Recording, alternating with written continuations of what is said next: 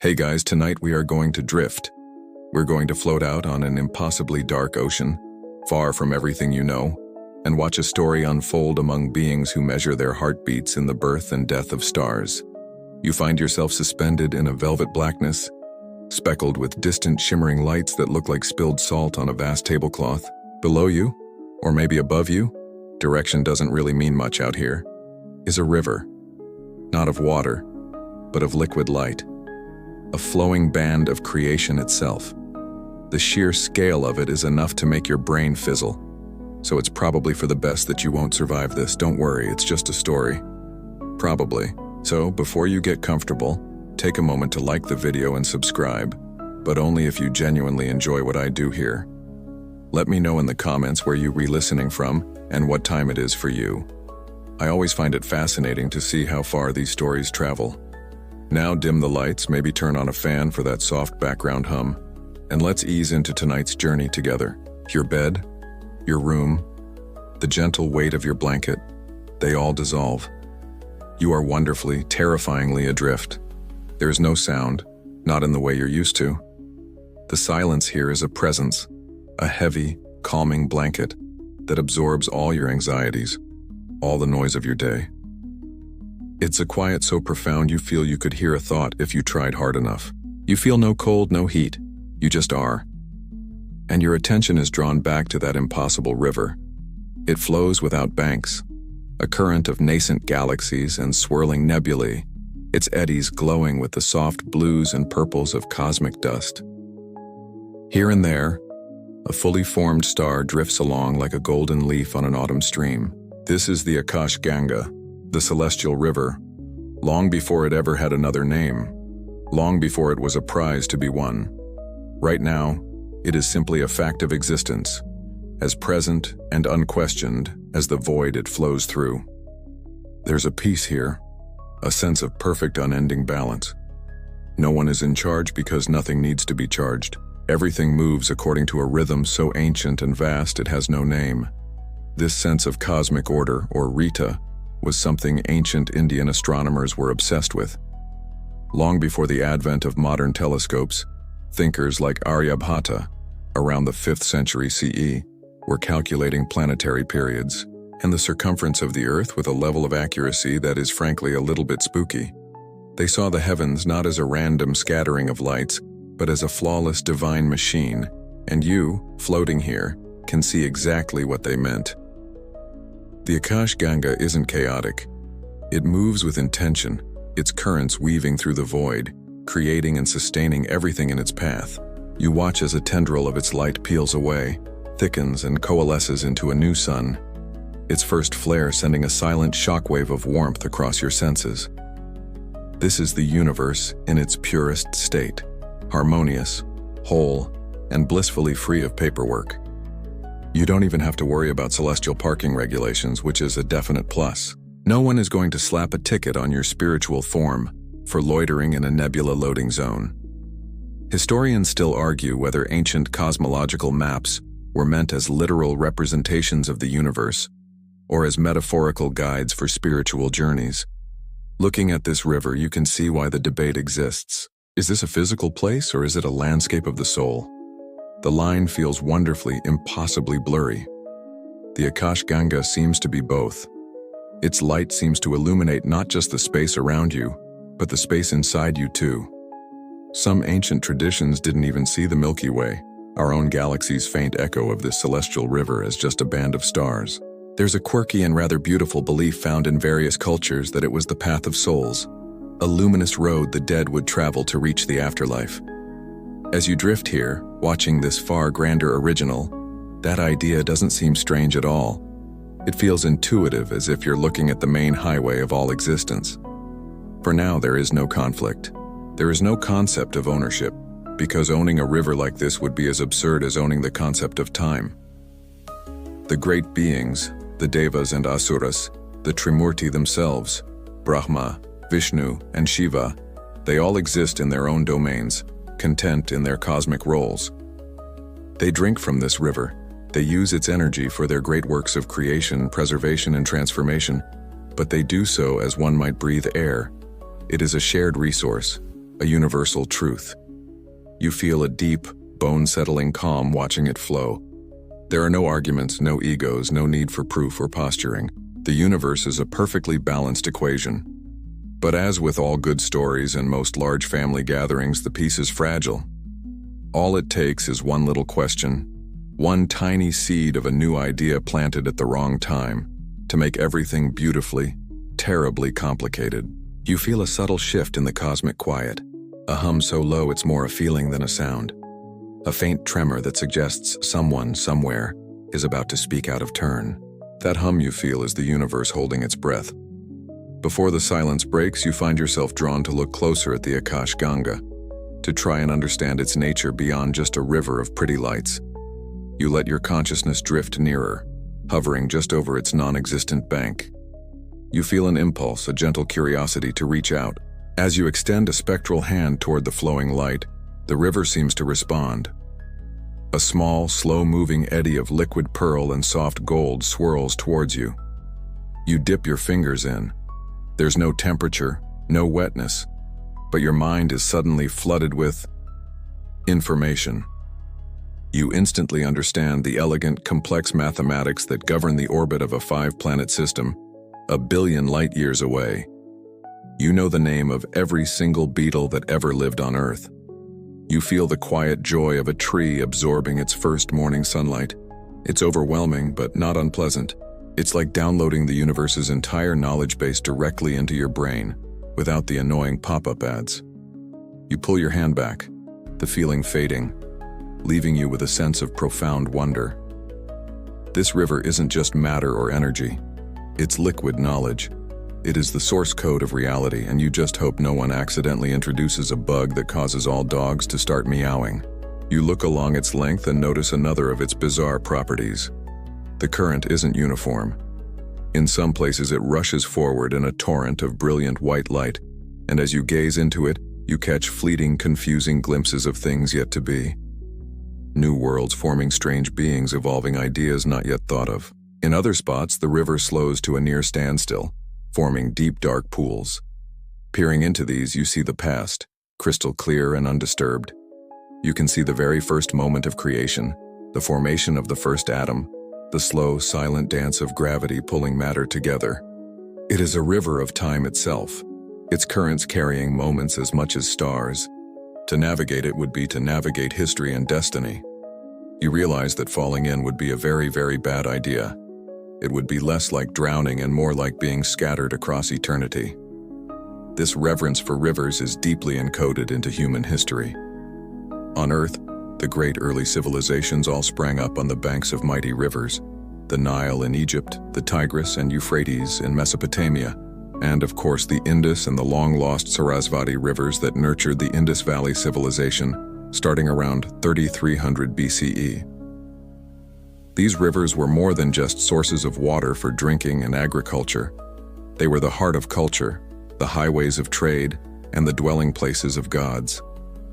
Scholars continue to debate the extent to which geography influenced foundational religious beliefs, but when your entire existence depends on the annual flooding of a single river, it's not hard to see why you'd consider it sacred. The Akash Ganga is the celestial archetype of this, the divine original from which all earthly rivers derive their sanctity. It is the ultimate lifeline. And then there's its most coveted property. You watch as a being of immense but undefined shape, perhaps a minor deity on an errand, drifts to the river's edge. It scoops up a handful of the flowing light. The light doesn't drip or spill. It holds its form like glowing clay. The being begins to work it, molding and shaping the stuff of the cosmos with practiced ease. Within moments, it has fashioned a miniature sun, perfectly formed and blazing with gentle energy, which it sets carefully into a dark patch of the void to illuminate a budding star system. The Akash Ganga is raw potential. It is the ultimate creative medium, the clay from which all things are sculpted. Trying to bottle its essence and sell it would be the universe's most ambitious and most likely to fail Etsy project. Back on Earth, there's a fringe idea, a sort of poetic science, that water can hold memory and be influenced by consciousness. It's a lovely thought, but here in the face of the Akash Ganga, it's not a theory. It's the fundamental operating system. This river remembers everything that was, knows everything that is, and contains everything that will be. Now you understand. Now you see why that gentle hum of anticipation is so charged with tension. The being who could claim ownership of this river wouldn't just be a king or a god. They would be the master of knowledge, the lord of time, and the sole proprietor of creation itself. The power would be absolute. The stakes are infinitely high. The peace you felt just moments ago now seems hopelessly naive, a temporary bliss before the invention of ambition. The balance was never going to last, not with a prize like this flowing through the heart of it all. The quiet is about to end not with a bang, but with a single simple question spoken into the perfect harmonious silence. Into the silent, expectant void, a new sound emerges. It's not a hum of cosmic energy, it's music. You hear the gentle, resonant pluck of a stringed instrument, a melody that seems to carry within it the sweetness of 1,000 ripened mangoes and the sorrow of a dying star. The notes hang in the void like tiny, shimmering jewels. You turn your awareness toward the sound and see a figure approaching, drifting through the darkness with an easy, unhurried grace. He is an old man with a long white beard, his skin glowing with the soft light of inner peace. But his eyes sparkle with a mischievous energy that doesn't quite match the serene expression on his face. He carries a beautiful wooden instrument, a veena, and it is from this that the celestial music flows. This is Narada Muni, the wandering sage, the celestial storyteller. He is the universe's first and most effective investigative journalist, though some might call him a gossip columnist with a divine press pass. He drifts towards a point of particular brilliance, where the three great lords of the cosmos, the Trimurti, are gathered in a rare moment of quiet contemplation. Brahma, the four-faced creator, is watching the river with an expression of paternal pride, as an artist might admire his own masterpiece. Vishnu, the preserver, lies reclining on the coils of the great serpent Anantashesha, a gentle, all-knowing smile on his lips as he watches the currents sustain the life he protects. And Shiva, the destroyer and transformer, sits in deep meditation on a distant, floating peak, his eyes closed, seemingly oblivious to all, yet aware of everything. The scene is a perfect portrait of divine harmony, and Narada, it seems, has brought a can of spray paint to draw a mustache on it. His music is always perfectly in tune, but his social timing is gloriously, consistently flat. Narada strums a final, beautiful chord that fades into the silence. He bows deeply, his hands pressed together in a gesture of profound respect. "My humble prostrations to the great lords of all," he says, his voice as melodious as his music. "Forgive my intrusion upon your divine stillness." Brahma turns one of his four faces toward the sage and inclines his head, a gesture of welcome. Vishnu's smile widens a fraction. Shiva doesn't move, but you feel a subtle shift in his meditative aura, a flicker of attention. Narada floats closer to the creator. "O great Brahma," he begins, his voice dripping with reverence. "I was just traveling through the 17 celestial realms, and nowhere did I see a creation as magnificent, as utterly perfect as this river, to have conceived of and brought forth such a wonder. Your genius is truly without parallel. Tell me, how does it feel to be the master and owner of such a divine treasure?" The music stops. The cosmic hum stops. Everything stops. The question hangs in the void, shimmering with poison. It's so simple, so flattering on the surface, yet so profoundly disruptive. It's like complimenting the host of a potluck dinner for cooking all the amazing dishes in front of everyone else who brought something. You can feel the sudden, awkward tension, the kind of silence that's louder than any noise. Vishnu's serene smile becomes fixed, a mask of placidity that no longer reaches his eyes. On his distant peak, one of Shiva's eyelids flutters open, revealing an orb of pure, calm fire. Brahma, however, visibly swells with pride. His chests, all of them, puff out. He had never thought of it in those exact terms before. Owner. The word lands in his mind and immediately takes root, a delightful and invasive species. He had always seen the river as a part of his creation, but the idea of possessing it, of holding the title deed to the flow of time and knowledge is intoxicating. Academics have long debated whether trickster figures in mythology, like Narada or the Norse Loki, are agents of pure chaos or necessary catalysts for change and evolution. Watching this scene, you can see the merit in both sides of the argument.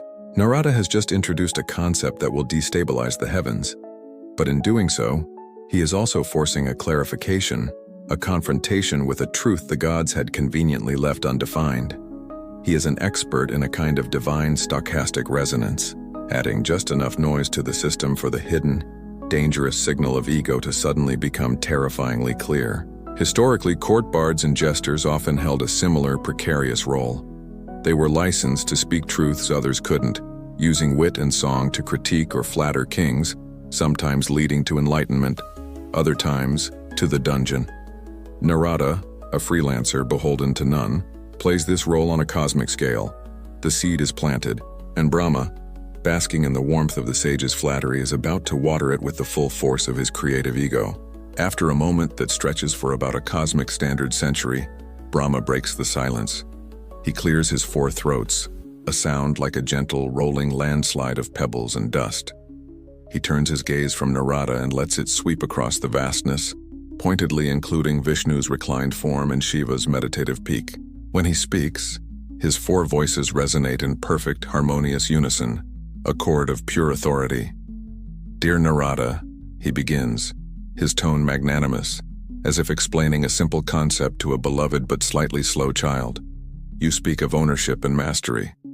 These are mortal terms, crude vessels for divine truths. But your wisdom is not wrong in its essence. You can almost hear the cosmic but coming. It's a but, large enough to have its own gravitational pull." "The Akash Ganga," Brahma proclaims, gesturing with one of his hands towards the shimmering flow. "It is not something I created in the way a potter creates a pot. It is, more accurately, a direct and continuous extension of my own consciousness." He leans forward, his expression now that of a lecturer warming to his favorite topic. "Before anything was, I was. And in my awareness, I conceived of a universe. Not just its shape or its stars, but its very structure, its laws, its unfolding story. This river, sage, is that initial thought, made manifest. Its currents are the pathways of my design. Its light is the energy of my will. Every star that floats upon it, every nebula that forms in its eddies does so according to a blueprint that exists within my mind. This is the ultimate I thought of at first argument, the cosmic equivalent of claiming you liked a band before they were famous." He pauses, letting the weight of his words settle. Vishnu, you notice, has shifted slightly on his serpent couch. He is no longer perfectly relaxed. His hand now rests thoughtfully on his knee. He is listening, intently. Shiva remains still, but the fiery glow from his single open eye seems to have intensified, becoming a focused, penetrating beam. Narada, for his part, is trying very hard to look merely interested, but the delighted twinkle in his eyes betrays him. He is like a physicist who has just smashed two particles together and is eagerly awaiting the results. Brahma continues, his voice gaining strength. "Therefore, to ask who owns it is to ask who owns me. The river and I are inseparable. It flows from me, through me, and for the purposes I have ordained. All life, all existence, drinks from its waters, and in doing so, partakes of my own essence." He's not just claiming to have built the house. He's claiming to be the house, the land it's on, and the very concept of shelter itself.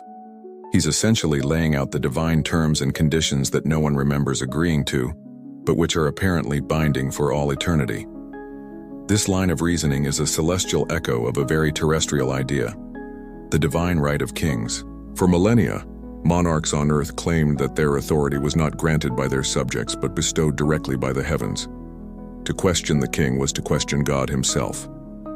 Brahma is making the same case, but on a scale that makes a mere planet-bound kingdom look like a child's sandcastle.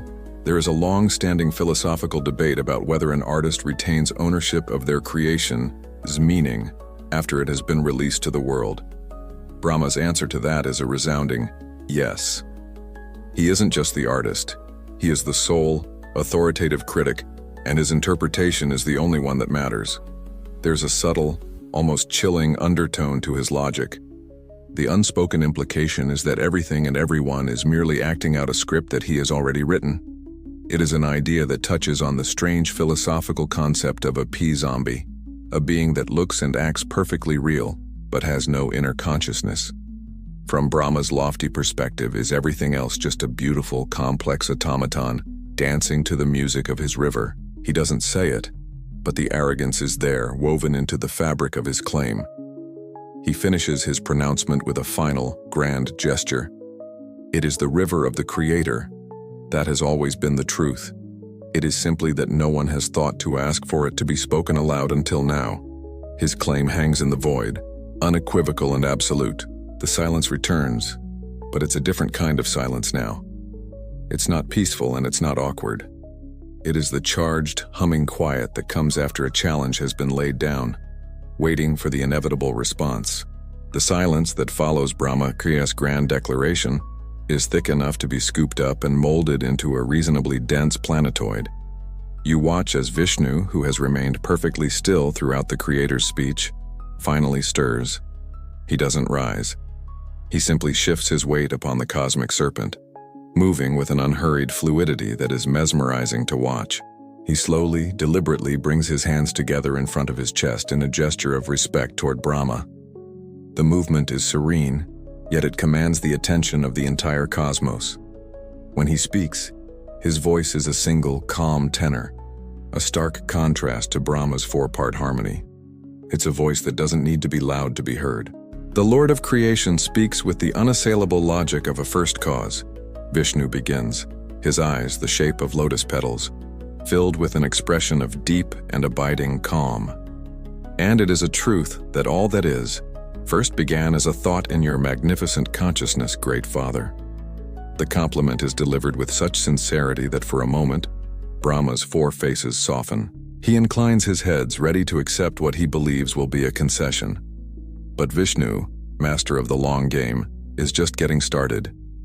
This is the cosmic equivalent of starting a rebuttal with you make a very interesting point, right before you dismantle it piece by piece.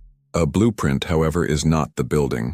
Vishnu continues, his voice still gentle yet now laced with an unyielding firmness. A beautifully written piece of sheet music is not the symphony.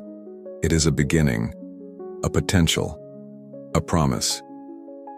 He gestures now to the river, but his gesture is different from Brahma's. It's not one of ownership, but of interaction. This river does not merely exist as a memory of your first thought. It acts. It flows. And its primary action, its ceaseless function, is to sustain and nourish the universe. It maintains the delicate balance of Dharma, the cosmic order. It is the lifeblood of existence, not merely the vessel that contains it. And the sacred duty of preservation, of maintenance. That great Father is mine. The argument is brilliant in its simplicity.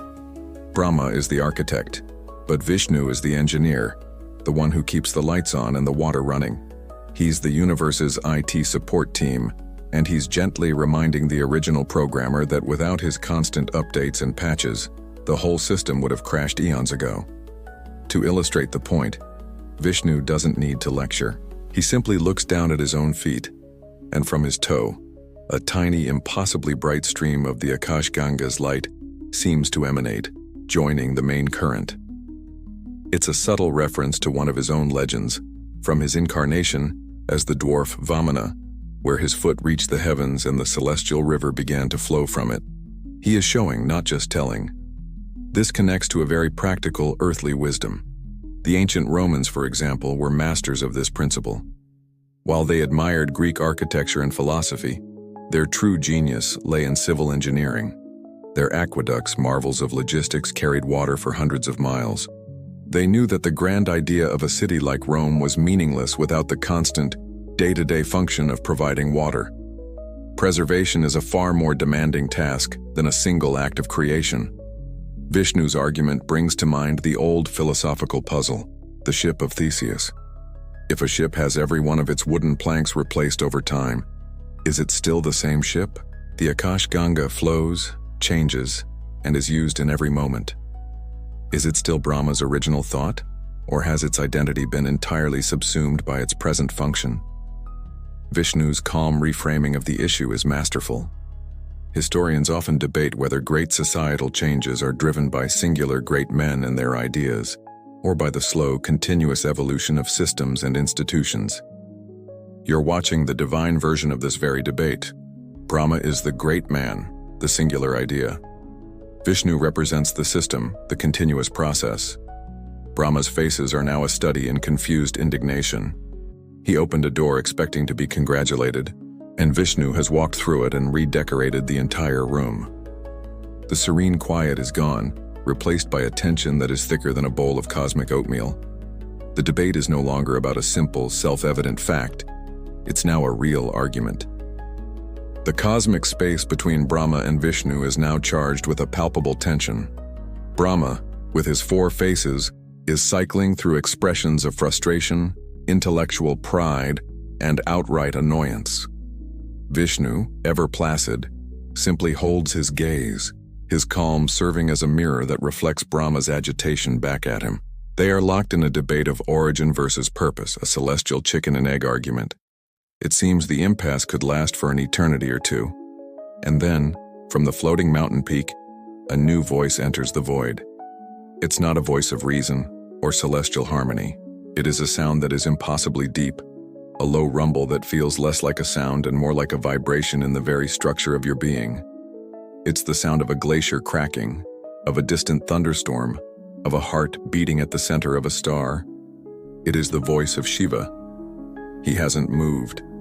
His eyes are still closed, but his voice effortlessly cuts through the standoff. "You are both arguing about the shape of the cup," he says, the words resonating with a quiet, dismissive power. "You are debating the name of the gardener. You are polishing the frame while ignoring the painting." It's the kind of comment made by that one quiet person in a long, pointless meeting, who finally speaks and in 2 sentences makes everything said over the last hour seem utterly irrelevant. Brahma and Vishnu both turn their attention toward the meditative figure. For the first time, they seem united, if only in their shared surprise.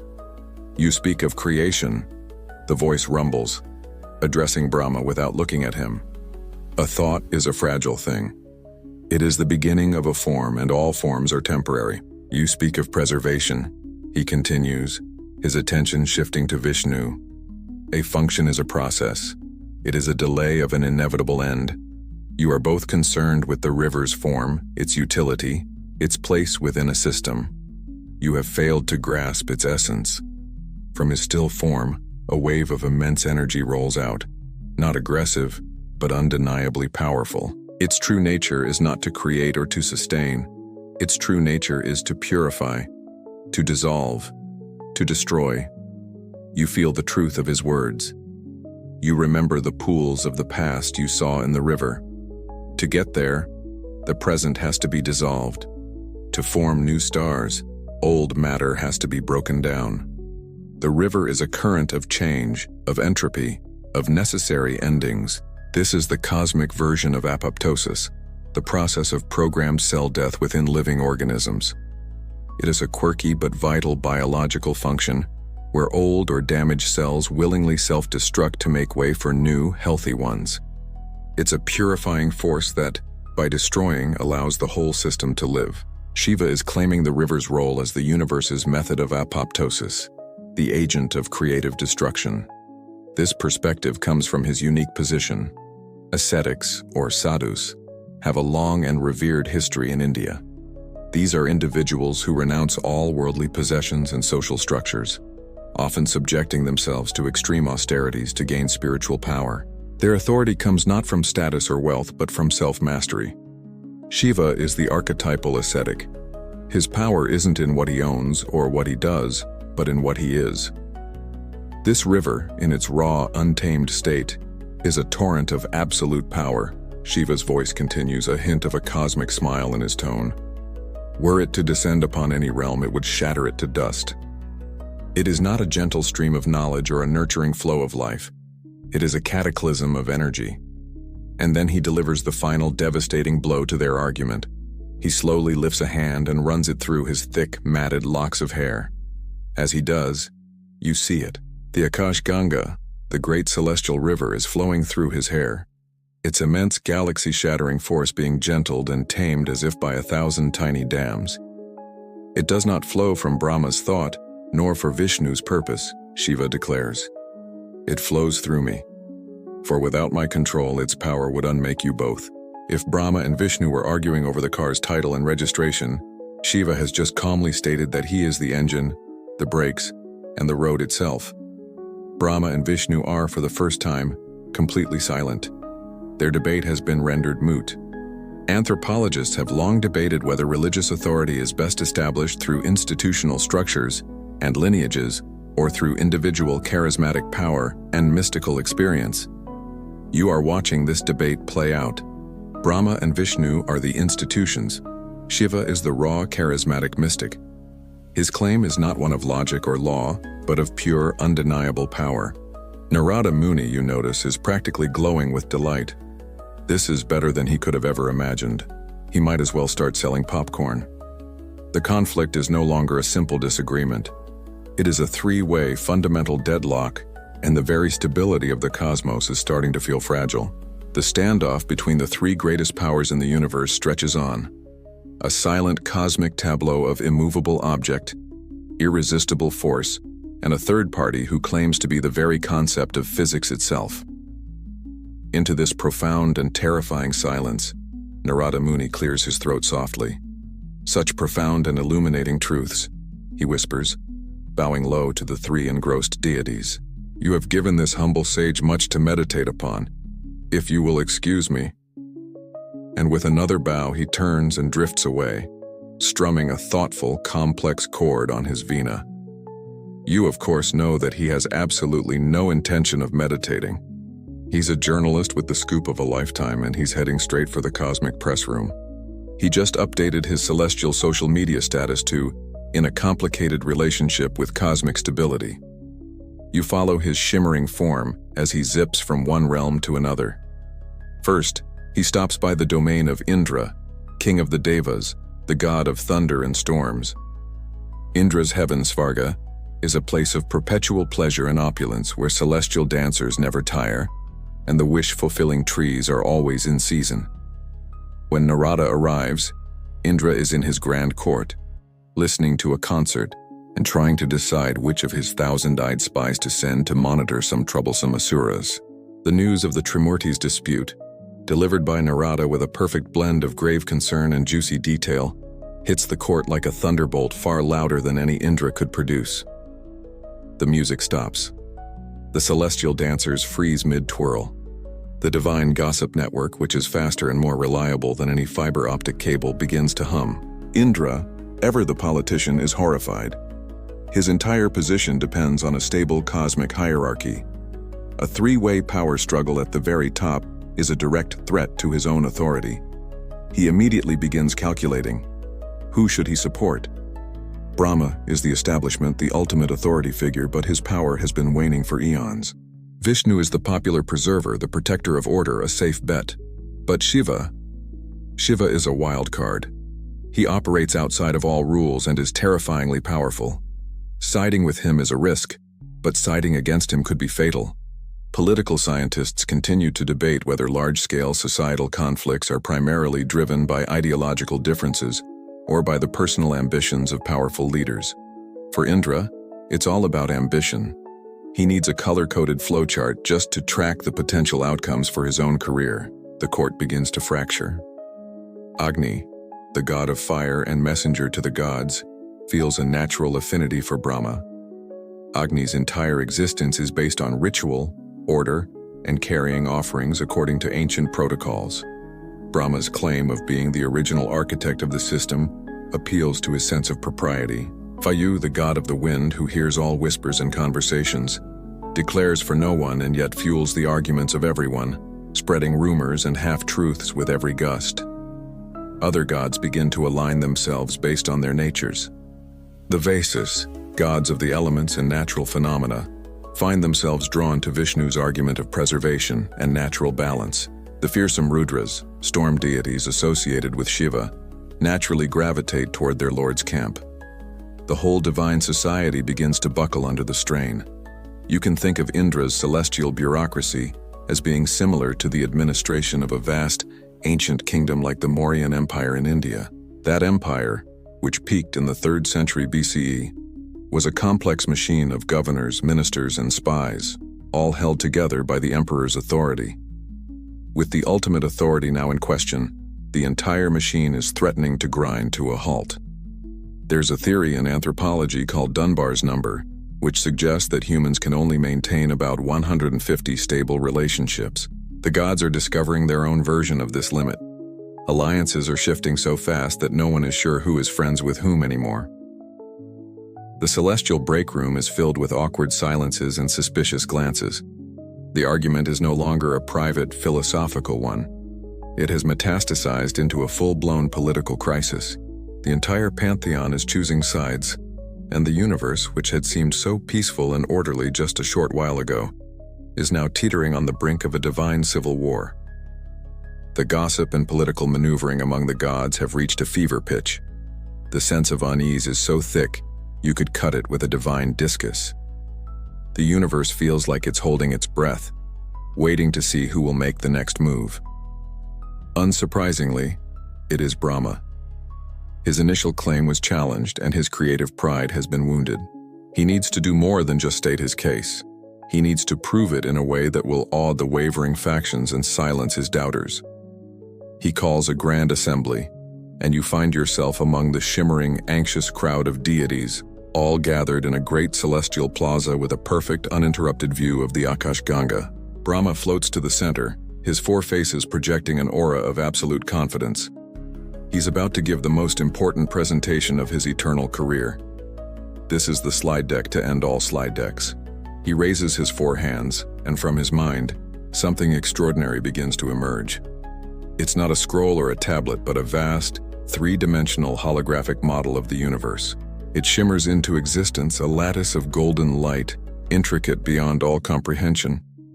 It is a web of geometric patterns, of intersecting spheres and spiraling fractals.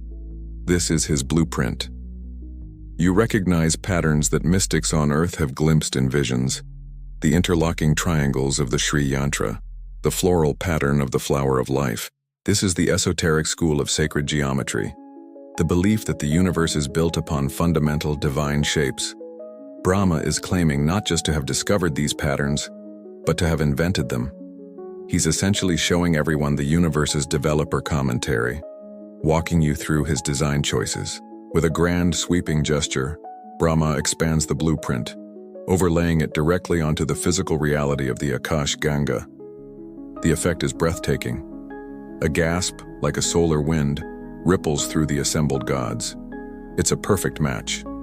A long, flowing current in the river aligns flawlessly with a major axis in his golden design. A swirling nebula, a nursery for 1 billion new stars, fits precisely inside a delicate lotus-shaped pattern in the hologram. He points with one hand, and the assembly's attention is drawn to a distant cluster of galaxies. You see this formation? His 4 voices boom in unison. I designed this cluster to resonate at a specific creative frequency. Observe.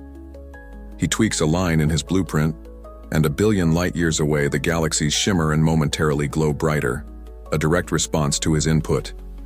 It's an undeniable display of cause and effect. He is essentially unveiling his own version of the Library of Alexandria, the fabled ancient repository of all human knowledge. But instead of scrolls of papyrus, his library contains the source code for reality itself. Archaeologists and historians still debate the primary purpose of ancient monumental constructions like Stonehenge or the pyramids. Were they tombs, calendars, or places of ritual? Brahma is answering that question for the universe itself. It is not a tomb, his voice proclaims, nor a mere calendar. It is a work of art. My work of art. It follows my design because it is my design. His proof is elegant, intellectual, and incredibly compelling. The gods in his faction, like Agni, are visibly puffed up with vindication. Even some of the undecided deities are nodding slowly, their skepticism being overwritten by the sheer spectacle of the demonstration. Yet as you scan the crowd, you notice the other factions remain unmoved. Vishnu watches the entire display with a serene, patient smile. as if he's watching a child proudly display a well-made drawing. He is appreciative, but not convinced. His followers mirror his calm, their expressions thoughtful, as if looking for the flaw in the logic rather than being dazzled by the light show. And Shiva's followers, and the great ascetic himself, are conspicuously absent. By not even showing up to the presentation, Shiva makes a more powerful statement than any argument. This is all just irrelevant noise to him. Brahma has presented his evidence, a stunning proof of concept. The intellectual and aesthetic case for his ownership is now, seemingly, ironclad. The pressure has shifted. Vishnu can no longer win with a clever philosophical argument. He will have to counter this dazzling display with a demonstration of his own. Brahma's golden blueprints still hang in the void, a testament to his intellect. His supporters are murmuring in smug satisfaction, certain that the debate is all but won. The creator god himself looks pleased, his four faces projecting an air of finality. Then, without a word, Vishnu rises from his serpent throne. He glides through the silent assembly toward the Akash Ganga. He doesn't look at Brahma's shimmering schematics. His focus is entirely on the river itself. He reaches the edge of the cosmic stream and, instead of conjuring a grand display, he simply kneels and touches the surface of the flowing light with his fingertips. The entire presentation is less of a corporate slideshow and more of a beautifully shot nature documentary. And you get the sense a divine David Attenborough is about to start narrating. Where he touches the river, the light ripples, and the surface becomes a window, a portal. The assembly leans in, captivated. The window shows a vision of a world covered in a vast, churning flood. It is a scene of chaos and near total destruction. But in the middle of the deluge is a single boat, tossed on the waves, containing the seeds of all future life. And pulling this boat to safety is a gigantic golden fish, Vishnu in his first avatar, Matsya. The vision zooms in and you see that the water sustaining the life within this boat is not the murky floodwater, but a clear, bright stream flowing directly from the Akash Ganga. A design is a beautiful thing. Vishnu's calm voice echoes in the mind of every being present. But its purpose is only fulfilled when it saves a life. The scene dissolves and reforms. Now you see a dense, sun-dappled forest on earth, a man with a noble bearing and a bow slung over his shoulder, a woman of radiant beauty, and a loyal brother are resting by the bank of a clean, flowing river. You recognize them as Rama, Sita, and Lakshmana during their long exile. You watch as they drink from the river, its water quenching their thirst. You see them perform their daily rituals on its banks, its presence a source of spiritual comfort in their hardship. The river in the vision glows with a faint celestial light, and you understand it is a terrestrial artery connected to the great cosmic heart that is the Akash Ganga. Brahma showed the architectural plans, but Vishnu is showing the happy family living in the house, a far more emotionally resonant sales pitch. This connection between rivers and life is a fundamental truth, especially in a place like the Indian subcontinent. For millennia, civilizations have depended entirely on the annual monsoon rains to swell the rivers and water their crops. The failure of the monsoon meant famine. Its timely arrival meant prosperity and life itself. Vishnu's demonstration is a direct appeal to this deep, historical understanding of water as the non-negotiable essence of existence. The vision shifts a final time. Now you see the banks of the Yamuna River. Bathed in the soft light of a full moon, a youthful blue-skinned figure, the avatar Krishna, is playing his flute. The sound is so enchanting that all the cow-herding girls, the gopis, have left their homes to dance with him in ecstatic joy. The river itself seems to participate in the divine play, its waters sparkling in the moonlight, its gentle lapping sounds providing a rhythm for the celestial music. The river here is not a schematic or a survival resource. It is a source of joy, of community, of love, of Lila, divine play. There is a persistent debate in ecology between proponents of a mechanistic view of nature as a machine and those who advocate for a holistic view of it as a living organism. Brahma gave the ultimate mechanistic presentation. Vishnu is now showing with undeniable emotional force the holistic truth. The river isn't a machine. It is a living partner in the dance of existence. His demonstration appeals to a concept known as biophilia, the innate human tendency to connect with nature. Even as divine beings, the gods feel it. They are not just intellectually impressed, they are moved. Brahma's perfect sterile geometry suddenly feels cold and distant compared to the vibrant, living reality Vishnu has shown. His evidence doesn't disprove Brahma's, but it reframes the entire debate. The question is no longer who designed the river, but who does the river truly serve? Vishnu rests his case without another word, the images fading back into the flowing light. The emotional tide of the assembly has clearly turned. And now, all eyes, all thoughts, turn to the silent, meditative figure on the periphery. What could the god of destruction possibly show to counter both logic and life? The celestial assembly is captivated. Vishnu's living proof has swayed the heart of the pantheon, and even Brahma's staunchest supporters look uncertain. It seems a consensus is forming around the idea of the river as a force for life and preservation. And then you feel it. A tremor. Not in the ground. There is no ground. But in the very fabric of the cosmos. The Akash Ganga, the subject of this entire debate, begins to behave erratically. Its gentle, star-strewn current accelerates. The soft, harmonious hum it emits deepens into a low, threatening roar. The river is swelling, its energy surging, overflowing its cosmic banks in a wave of raw, creative, and destructive power. This is no gentle flood. This is a cosmic tsunami.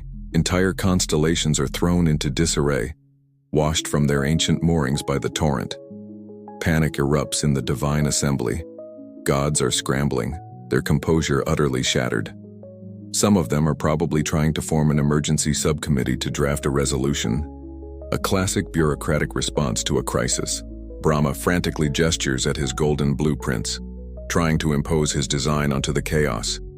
But the raging river simply washes through the holographic lines as if they were nothing but smoke. His orderly system has no protocol for this.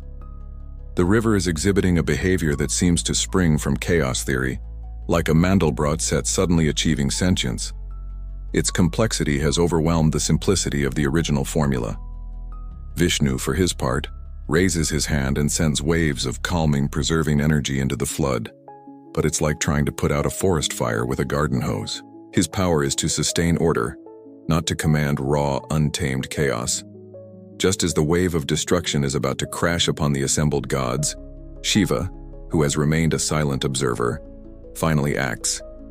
He doesn't rise or shout. He doesn't conjure a weapon or a shield. He simply unfolds from his meditative posture and stands. His expression is one of utter calm, of complete disinterest in the panic around him. He looks at the universe-threatening cataclysm not as a threat, but as a minor inconvenience, like a leaky faucet. This is the ultimate less-is-more approach to a presentation.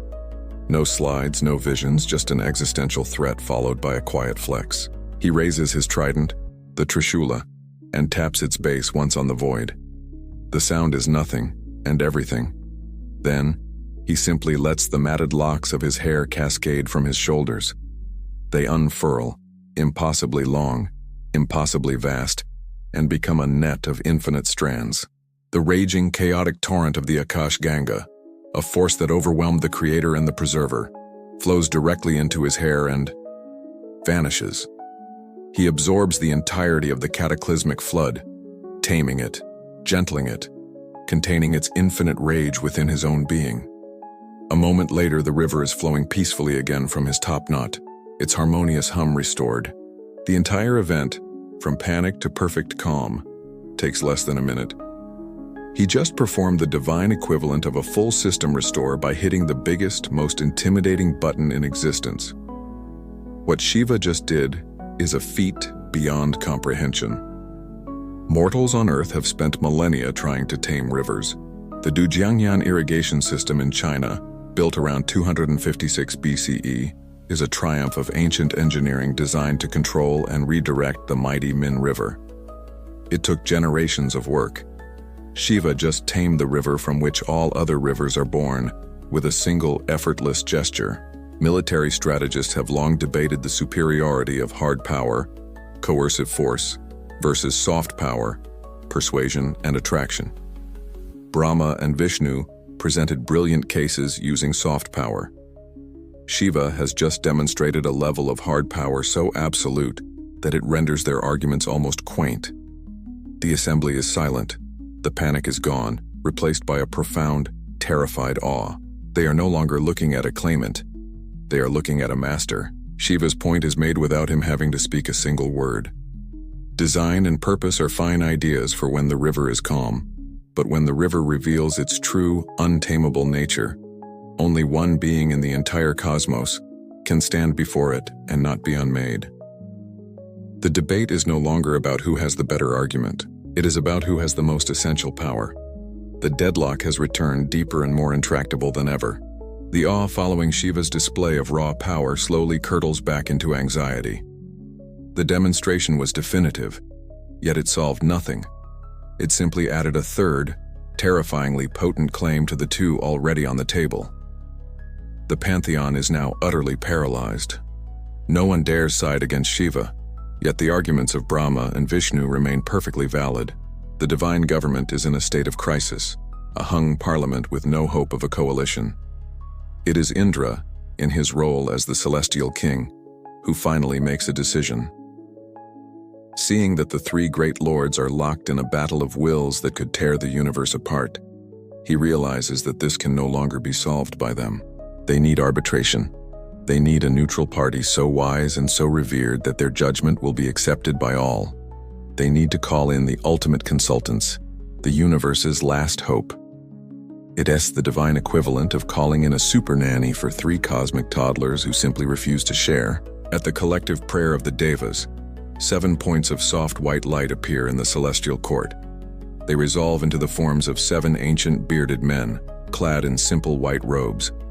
They radiate an aura of such profound peace and ancient wisdom that the anxious chatter of the gods dies down instantly. These are the Saptarishi, the 7 sages, beings born from the mind of Brahma himself, yet whose allegiance is only to truth and cosmic order, or Dharma. They are the living memory of the universe, the celestial supreme court. They take their seats on thrones of pure light, and a deep, respectful silence falls. The mediation has begun. One by one, the Trimurti present their cases again, this time not as a show of power but as testimony before a judge. Brahma, his pride tempered with the need for validation, recounts his role as the creator, restating that the river is a flawless manifestation of his initial design. Vishnu, with his unshakable calm, speaks of the river's sacred function, showing how its living waters sustain the order he is sworn to protect. Finally, Shiva, speaking from his distant peak, does not recount his display of power, but simply states a fundamental truth. The river's energy is a cataclysm and only he can bear it. The sages listen to each claim with perfect, unnerving stillness. Their faces are impassive, their minds processing eons of truth in every second. This must be the most intense, high-stakes, staring contest in cosmic history. Everyone expects a clear verdict, a final ruling based on some unimpeachable cosmic law, like a celestial code of Hammurabi, the ancient Babylonian legal text that brought order to mortal affairs. When the testimonies are complete, the 7 sages close their eyes. They don't speak. They enter into a silent, telepathic conference, their minds linked in a communion of pure thought. The rest of the universe waits, the silence stretching for what feels like an age. Finally, the lead sage opens his eyes and his gaze falls upon the anxious assembly. We have listened to the claims. His voice is ancient like the grinding of tectonic plates. We have weighed the evidence. We have consulted the fundamental laws of existence. The universe leans in, waiting for the judgment. Our conclusion is this: you are all correct. A collective sigh of frustration ripples through the gods. The sage continues, explaining the paradox. The river's origin lies with the creator. Its purpose is fulfilled by the preserver. Its power is mastered by the transformer. Each claim is absolute and true within its own context. To grant ownership to one would be to deny the fundamental truth of the other two. Legal scholars have long debated the limits of jurisprudence, particularly in cases where competing, valid ethical frameworks collide. The sages have reached that absolute limit. There is no law that can solve this because the conflict is not about law, but about the nature of truth itself. It's as if by asking the question of ownership, a concept that had never before been applied to the river. The gods invoked a divine version of the observer effect from quantum physics. By trying to measure the river's ownership, they forced its shared wave-like nature to collapse into three distinct paradoxical particles of truth. The sage's final verdict is the cosmic equivalent of a 404 error, answer not found, and it satisfies absolutely no one. The deadlock is no longer just a disagreement, it is now a confirmed, undeniable paradox at the heart of reality. The sage's declaration of a paradox hangs in the air, a final, unhelpful pronouncement. The celestial assembly descends into confused murmuring. The highest court in the cosmos has essentially thrown up its hands and said, "You're all right, and you're all wrong. Good luck with that." The deadlock is now worse than before. It has been certified as unbreakable by the wisest beings in existence. But as the frustration begins to boil over, the lead sage raises his hand once more, and a commanding silence falls. "Where wisdom and law have reached their limit," he announces, his voice ringing with renewed authority, "a truth must be demonstrated through a great deed." You can feel the collective mood of the pantheon shift from frustration to intrigue. The sages' plan A, offering sound legal counsel, has failed. So they are moving on to plan B, inventing the universe's first divine reality competition show. The claims of the past are a Gordian knot of truth, the sage continues. It cannot be untied. Therefore, it must be severed by a new claim. A feat of cosmic significance that will establish a right of ownership through merit, not through argument. He lets his gaze sweep over the three great lords. "We shall have a contest, a quest to determine which of you possesses the deepest, most fundamental understanding of the Akash Ganga's nature." The assembled gods are now buzzing with excitement. Arguing was getting a little repetitive, but a cosmic scavenger hunt sounds like excellent entertainment. The sage then lays out the terms of the challenge and its beautiful, deceptive simplicity. The Akash Ganga flows through all of time and space. It has a beginning and an end, a source and a final destination. The god who can travel to its ultimate origin and to its final end, and return here to describe them, will have proven their absolute knowledge of the river. They, and they alone, shall be declared its rightful master. The challenge settles over the assembly. It sounds straightforward, almost like a simple matter of cosmic geography. But you, having seen the river's nature, understand the trick. Is its origin a place, a moment? Is its end a delta or a state of being? The sages are looking for something deeper than a location. They are asking the gods to find the river's Ursprung, a German term for origin that carries a much deeper, almost mystical meaning of a primordial, singular starting point. Brahma's four faces light up with triumphant confidence. To him, this is no contest at all. It's a coronation. Find the origin? He is the origin. This is like asking a programmer to find the first line of code he ever wrote. He practically has the answer memorized. Vishnu, however, accepts the challenge with a thoughtful nod. His expression suggests he understands that the source of a life-giving river might be more complex than a single point in space. Shiva, from his distant peak, lets out a short, soft laugh that sounds like stones tumbling down a mountain. He agrees to participate with a shrug of his powerful shoulders, seemingly amused by the idea of his two rivals going on a wild goose chase. This turn of events isn't without precedent. On Earth, the ancient Greeks started the Olympic Games around 776 BCE.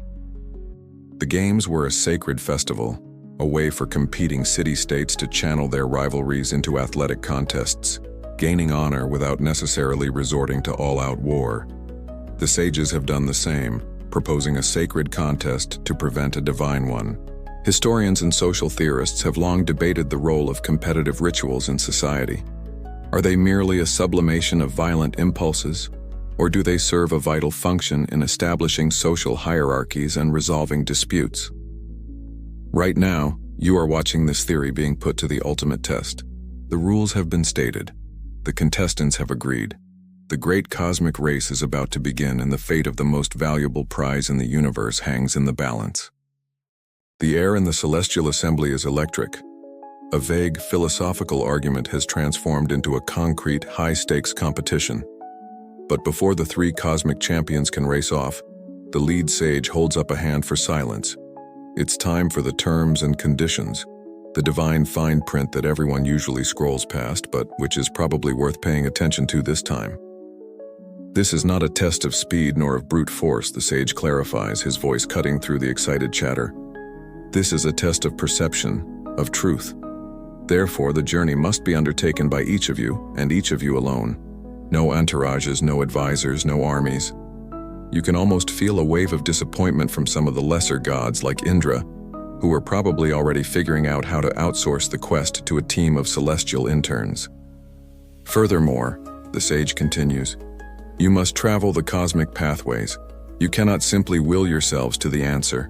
You must seek, you must journey, and upon your return you must present irrefutable proof of your discovery. A token from the source, a witness from the end, something more than just your word. The challenge, which seemed simple a moment ago, now reveals its immense difficulty. The sages have designed not a sprint but an ultra-marathon through the very soul of the universe. It's the ultimate final exam, and at least two of the contestants seem to believe it's an open book test. You ponder the sheer impossibility of what they are being asked to do. Find the source, the Ursprung. Where would one even begin to look? Does it lie in the highest of Brahma's realms, Satyaloka, a plane of existence made of pure truth and consciousness? Or is it somewhere beyond that, in the unmanifest void that existed before creation? To travel there would be to travel to a place before places existed, to a time before time. The journey is fraught with paradox. This cosmic quest mirrors the great earthly expeditions of the Age of Discovery. For centuries, European explorers were obsessed with finding the source of the Nile River. It was a brutal, perilous undertaking, a journey into lands that were, to them, completely unknown, a challenge that claimed countless lives. The gods are now embarking on a similar quest, but their map is the fabric of reality itself, and the dangers are not crocodiles and disease but conceptual annihilation. And what of the river's end? That is perhaps an even more profound mystery. Cosmologists on your little world continue to debate the ultimate fate of the universe. Will it all collapse back on itself in a big crunch, fly apart until every atom is alone in a big rip? Or simply fade into a cold, dark equilibrium in a big freeze?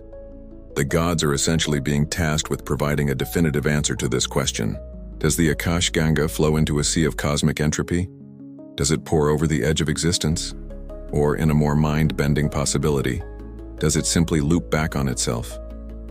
The river could be a kind of strange loop, a paradoxical structure that, like a hand drawing the hand that is drawing it, has no true beginning or end because each is the other. The source could be the end. The quest could be a circle. The three great lords process these newly clarified rules. Brahma's confidence is utterly undiminished. As the author of existence, he feels he knows all the plot twists and can simply skip to the first page. Vishnu's calm deepens into a state of profound contemplation. He seems to be mapping not a physical journey but a spiritual one, understanding that the path is as important as the destination. And Shiva's faint, amused smile remains. He will play their game, but you get the feeling he is the only one who has already read the book and knows that the last chapter is a trick. The conditions are now set. The impossible nature of the challenge is clear. The greatest contest in the history of everything is about to begin. The great cosmic contest begins not with a bang, but with a serene, purposeful departure. As Vishnu turns his attention inward and Shiva remains in meditative stillness, Brahma acts. Confident and resplendent, he summons his divine mount, the Hamsa, a swan of such pure, radiant white that it seems to be woven from the fabric of light itself. In mythology, the Hamsa is said to have the ability to separate milk from water, a symbol of perfect discernment and wisdom. Brahma is certain this journey requires just that, the simple wisdom to know that to find a source, one must travel upstream. He settles between the swan's powerful wings, gives it a silent command, and with a grace that belies his growing arrogance, he begins his ascent. You feel yourself pulled along in his wake, a silent observer on this grand celestial expedition. His divine GPS is set, but the destination is simply up, indefinitely. His path follows the flow of the Akash Ganga, but in reverse. He travels against the current of creation, moving from the complex to the simple, from the manifest to the source.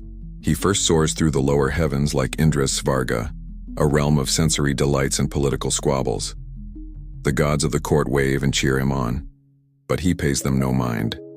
He is beyond such things now.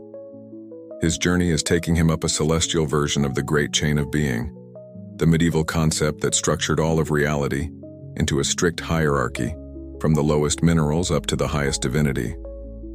Brahma sees himself at the very top of this chain, and he is simply flying home. As he ascends, reality begins to thin out. He passes through the realms of the great sages, Maharloka, Janaloka, Tapaloka. Here the very substance of existence changes.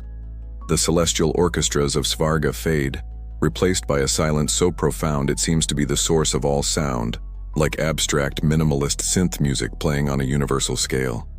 The light is no longer from stars, but from the glow of pure consciousness. The beings who reside here are ancient, deep in meditations that span entire cosmic cycles. They barely acknowledge his passage. He is now entering the highest levels of his own creation. Finally, he arrives at Satyaloka, his own domain, the realm of truth. It is a place of breathtaking, sterile perfection. Everything is crystalline, ordered, and silent, a universe of flawless geometry. This is the blueprint you saw earlier, made manifest. The Akash Ganga flows through it clear and pure. Brahma is sure, absolutely certain, that its origin point, its very spring, must be here, at the pinnacle of his creation. He brings his swan to a halt and surveys his perfect realm. He follows the river's path through the crystal cities and geometric gardens, his four faces scanning eagerly for the source. And then, a flicker of doubt. The river flows into his realm from a point of entry, a shimmering veil that marks the absolute boundary of Satyaloka. The source isn't here. It comes from beyond his own highest heaven, beyond the realm of truth itself. For the first time, Brahma feels a cold knot of uncertainty. It's the feeling a CEO gets upon discovering there's a secret, silent owner of the board who has been pulling the strings all along. His entire worldview is predicated on the idea that he is the ultimate source. Philosophers of science continue to debate whether the fundamental laws of physics are prescriptive, like commands that reality must obey, or merely descriptive, a summary of how reality behaves. Brahma has always believed the laws were prescriptive, and he was their author. Now he faces the terrifying possibility that they are merely descriptive, and that he is just one part of a system far vaster than he ever imagined. His pride warring with his desperation, he makes a fateful choice. He urges his swan forward, through the shimmering veil and into the unmanifest void beyond. Here there are no laws, no dimensions, no time. It is a place of pure potential, a cosmic foam where cause and effect are meaningless. It's like flying through a tachyonic field, where you might arrive before you've even departed. Brahma, the god of order, is now lost in a sea of pure chaos, farther from his goal than ever before. As Brahma struggles in the timeless, formless void above, your attention is drawn back to the celestial assembly, back to the starting line of this impossible race. You now turn to Vishnu, the great preserver. His approach is the mirror opposite of Brahma's. Where the creator fought his way upstream in a desperate ascent, Vishnu does not fight at all. He approaches the Akash Ganga, and with a grace as profound as Brahma's but as fluid as water itself, he merges with its current. He doesn't need a vehicle. He becomes one with the journey. His quest is not to find the beginning, but the end, and so he simply lets the river carry him. It's a far more relaxed strategy, less of a frantic race and more of a cosmic, lazy river ride. You feel your own consciousness merge with the flow, a silent passenger on his downstream journey. You flow with him, carried by the river of time and stars. You pass the realm of Earth, a tiny blue-green jewel, and see the river's terrestrial tributaries nourishing the fields and forests he protects. His journey takes him deeper, past the material worlds and into the 7 subterranean realms of Patala. These are not hells, but places of stunning, otherworldly beauty. Great serpent beings, the Nagas, glide through palaces studded with gems that glow with their own inner light. The air, if you could call it that, smells of rich, damp earth and ozone.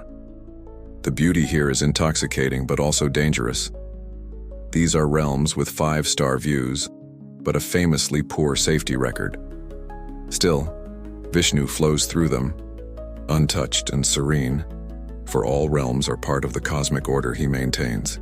The descent continues deeper and deeper, until you leave the structured realms behind and enter the great Garbhodaka Ocean, the cosmic sea that fills the bottom half of the universal shell. The pressure here is immense, the darkness absolute, broken only by the shimmering light of the Akash Ganga itself. This is like the first deep-sea explorations on Earth. For centuries, humans believed the ocean floor was a flat, boring desert. It was only with modern technology that they discovered wonders like the Mariana Trench, a canyon in the seabed so deep it could swallow Mount Everest. You are now with Vishnu on a journey into a cosmic trench of unimaginable depth. Here and there, you pass strange eddies that don't mix with the main current, like the bizarre super salty brine pools found in Earth's deepest oceans. These are pools of pure entropy, pockets of forgotten time, too dense and strange to be reabsorbed. Biologists on Earth continue to debate the exact origin of life, with some theories pointing to shallow, sunlit pools, and others to the crushing pressure and chemical energy of deep-sea hydrothermal vents. Vishnu, the preserver of all life, is now traveling to the ultimate deep-sea vent, the very foundation of the material cosmos, where he himself is said to rest upon the serpent Shisha between cosmic cycles. He reaches the floor of the cosmic ocean, the absolute bottom of the known universe, and he finds to his serene surprise that the river does not end here. It does not pool or form a delta. Instead, it flows into a great swirling vortex, a cosmic drain leading to a darkness even deeper than the one he is in. It's the feeling of completing what you thought was the final level of a game, only to have a secret, much harder level unlock itself. He has reached the end of the world he is tasked with preserving, but he has not reached the end of the river. The water that sustains life ultimately flows to a place of utter dissolution. With the same calm he began the journey, Vishnu makes his choice. He must follow. He allows the current to carry him into the vortex, leaving the ordered, preserved half of the universe behind. He is now entering a realm of pure entropy, a place whose very nature is to unmake, to unravel, to end. It is a place completely alien to his own essence. Like Brahma, Vishnu's logical path has led him to a place beyond his own domain, a place where his power has no meaning. The preserver is now lost in the great unmaking abyss. Your focus pulls away from the 2 lost gods, Brahma adrift in the chaotic sea of potential above creation, and Vishnu descending into the entropic abyss below it. Back at the celestial starting line, the assembled pantheon is in a state of confusion. They can perceive in a vague, intuitive way that the first 2 contestants are hopelessly lost. Their grand journeys have led them to realms beyond their own understanding. So all eyes now turn to the 3rd contestant, Shiva, and he hasn't moved, not a single inch. He remains seated on his floating peak, a perfect image of meditative stillness. While Brahma and Vishnu are racking up cosmic frequent flyer miles on opposite ends of reality, Shiva hasn't even left his proverbial living room. The lesser gods are whispering amongst themselves, did he forfeit? Is he asleep? Is his divine connection lagging? But Shiva is on a journey. It is simply a journey so profound that it requires no physical movement at all. His is the ultimate work, smarter, not harder strategy. He knows the question of the river's source and end is a riddle, a paradox. And the answer to a paradox cannot be found by traveling in a straight line, no matter how far you go. The answer must be found by stepping outside the system entirely. His approach is the divine archetype of the path taken by countless mystics, most famously by Siddhartha Gautama, the Buddha. Around the 5th century BCE, Siddhartha found enlightenment not by wandering, but by sitting with unshakable resolve under a tree, turning his attention inward to understand the nature of reality. Shiva, the greatest of all mystics, is doing the same. You are invited to follow not his body but his awareness. As his consciousness turns inward, your own perception shifts. The external spectacle of the cosmos, the swirling nebulae, the river of light, the anxious faces of the gods, all of it begins to fade, like a dream upon waking. Shiva is withdrawing his senses. He moves through the layers of his own mind. First, he quiets the constant chatter, the divine equivalent of what neurologists call the default mode network, that part of the brain that's always active when you are daydreaming or thinking about yourself. He stills this network until there is only silence. Then he moves deeper, past memory, past personality, past the very idea of a separate self. He is journeying directly into the heart of the hard problem that philosophers and neuroscientists still debate, the nature of consciousness itself. Why is there subjective experience? Shiva seeks the river's source by going to the source of all experience. His consciousness arrives at a place of absolute stillness. It is not an empty place, but a nothingness pregnant with all possibility. It is the void, Shunya, the silent, motionless singularity from which all of creation and non-creation arises. And here, in this perfect, timeless stillness, he perceives the truth of the Akash Ganga. He sees that the source and the end are not two separate locations at opposite ends of the universe. They are two equal and opposite potentials that exist simultaneously within this very stillness. The creative impulse that gives birth to the river, Brahma's domain, and the entropic pull that dissolves it, the abyss Vishnu fell into, are both born from this single motionless point. The river is simply the visible flowing tension between these two poles. It is like a wave that rises from and falls back into a motionless ocean. To find the source and the end, you don't race along the wave, you simply become the ocean. He has found the answer. He did not need to ascend or descend. He needed only to be still. He now understands the river in a way that the other two, for all their power, cannot. They are lost in the river's flow, caught in its currents of creation and destruction. Shiva has gone to the place before the flow even begins.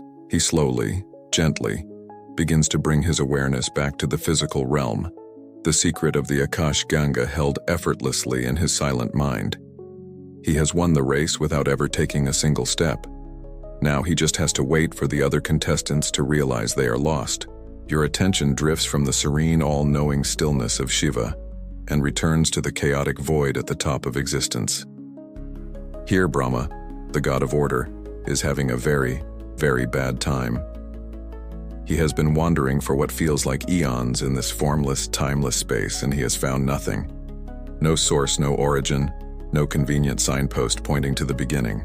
He is like a driver who has gone miles past his exit, stubbornly refusing to admit he is lost.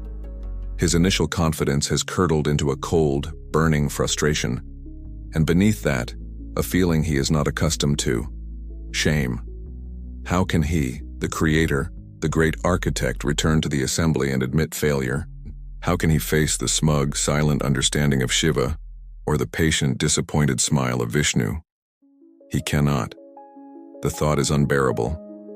His entire identity, his status, his very sense of self is tied to being the one who knows, the one who began it all. This is a classic case of what psychologists call motivated reasoning. His overwhelming desire to win and to be right has begun to eclipse his desire for the actual truth. If the universe will not provide him with the evidence he needs, then he, the creator, will simply have to create it. He abandons the quest for the source of the river and begins a new quest, the search for a plausible lie. As he drifts through the non-space, his four faces grim with this new dishonest purpose, he sees something impossible. Floating in the absolute nothingness is a single, perfect flower. It is a Kataki flower, its long, pale petals exquisitely shaped. and it emits a fragrance so intoxicatingly sweet that it seems to give the void a momentary substance. By all the laws that Brahma himself laid down, this flower should not, could not, exist here. But it does. And in his moment of desperation, Brahma doesn't see a cosmic mystery to be solved. He sees an opportunity. He sees a witness. He approaches the lonely flower, his demeanor shifting from lost traveler to commanding deity. "Oh, beautiful Ketaki." His four voices resonate, softer now, persuasive. "You bloom here at the very precipice of existence, farther up than any other being has ever traveled. You must have witnessed the very birth of the Akash Ganga. You must know its source." The flower, perhaps startled or simply awed to be addressed by the Creator, trembles slightly. Brahma leans in, his voice a conspiratorial whisper. "I have reached the source. I have won the contest. But the sages require a witness. Speak for me. Testify that you saw me reach the absolute origin, and I will grant you an honor above all other flowers. You will be the most beloved offering in all rituals performed in my name." This is the first dodgy backroom deal in cosmic history. Bearing false witness or perjury was considered a heinous crime in many ancient legal systems like that of Athens, because it threatened the very foundation of justice. Brahma is now attempting to subvert the cosmic justice system he helped to create. The Ketaki flower is now in the position of clever hands, the famous horse that seemed to do math but was really just responding to subtle cues from his trainer. The flower can either tell the truth, that it has seen nothing but this void, or it can play its part and gain the favor of a god. Perhaps it was lonely, perhaps it was starstruck, or perhaps it was simply bored, and being a key witness in a celestial trial sounded like a good story to tell later. After a moment of fragrant hesitation, the Ketaki flower agrees. It will lie for Brahma. The pact is sealed. Armed with a false witness and a renewed hollow arrogance, Brahma turns his swan around and begins his triumphant journey back to the celestial assembly. A shimmer in the cosmic distance announces a returning contestant. It is Brahma, descending from the highest realms on his magnificent white swan. He doesn't limp back in defeat, but arrives with the pomp and pageantry of a conquering hero. His return is staged like a Roman triumph, the grand procession awarded to victorious generals. He has arrayed his four faces with expressions of profound wisdom and hard-won success. As he lands gracefully in the center of the celestial plaza, a wave of excited energy washes over the assembled gods. Vishnu is still missing, presumed lost in the cosmic depths, and Shiva is still sitting silently on his mountain. For all intents and purposes, it appears Brahma has returned victorious. He's putting on such a good performance. He honestly deserves a celestial award for his convincing portrayal of a guy who definitely found the cosmic thing he was looking for. He dismounts from the Hamsa and strides to the center of the assembly, a leader returning to claim his prize. "I have returned," his voices boom, resonating with a confidence that silences all chatter. "I have journeyed to the very edge of being, to a place of light so pure and so foundational that it has no name. I have seen the first moment of the Akash Ganga, the spring from which all of reality flows. It is a font of pure potential, a lotus of infinite light, and it exists, as I have always maintained, as the ultimate expression of my own creative will." His speech is masterful, filled with soaring imagery and profound-sounding concepts. It's also, as you know, a complete and utter fabrication from start to finish. "The sages," Brahma continues, turning to where the seven wise beings sit, "demanded proof, a token, a witness." He raises one of his hands, and held within it is the beautiful, impossibly fragrant Ketaki flower. He holds it aloft for all to see. "At the very source, where no other life can exist, I found this single flower, blooming in the light of creation. I have brought it back as my token." A gasp of wonder goes through the crowd. This seems to be irrefutable, but Brahma is not done. He turns to the flower. "And now, my witness, tell them, brave Ketaki. Tell this assembly what you saw." The Ketaki flower, trembling slightly in the god's hand, releases a wave of its intoxicating scent, and through that scent, It communicates its testimony. Yes, the scent seems to say, it is true. I reside at the absolute beginning of all things. I saw this great Lord arrive. He is the only one who has ever reached the sacred source. The testimony is delivered, the most fragrant and least fact-checked piece of evidence in the history of the universe. Legal theorists on Earth continue to debate the reliability of eyewitness testimony, noting how easily it can be swayed by bias and suggestion. The gods, however, are not so skeptical. A beautiful flower and a confident speech are, it turns out, far more persuasive than the complicated, boring truth. The assembly erupts. Brahma's followers are cheering, proclaiming his victory. The undecided gods are won over. It seems a clear-cut win. This is a divine version of folie à deux, a shared delusion. Brahma has manufactured a reality, and the flower has validated it. And now nearly the entire pantheon is choosing to believe it. Vishnu's supporters look on in dismay, with no champion to offer a rebuttal. The sages nod slowly, seeing that the conditions of their contest appear to have been met. Brahma is on the very cusp of being declared the master of the Akash Ganga, the winner of the great contest, his lie about to be enshrined as cosmic law.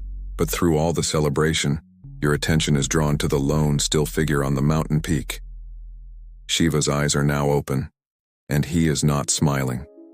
He has watched the entire performance with a deep, silent, and increasingly ominous stillness. Just as the sages are about to ratify the results and declare Brahma the winner, the atmosphere in the celestial plaza changes. A deep, resonant hum vibrates through the void, and the joyous light of the celebration is swallowed by a sudden, intense shadow. Brahma, who was basking in the glow of his apparent victory, is experiencing the peak of what psychologists call the cheater's high, that brief, euphoric rush of getting away with something.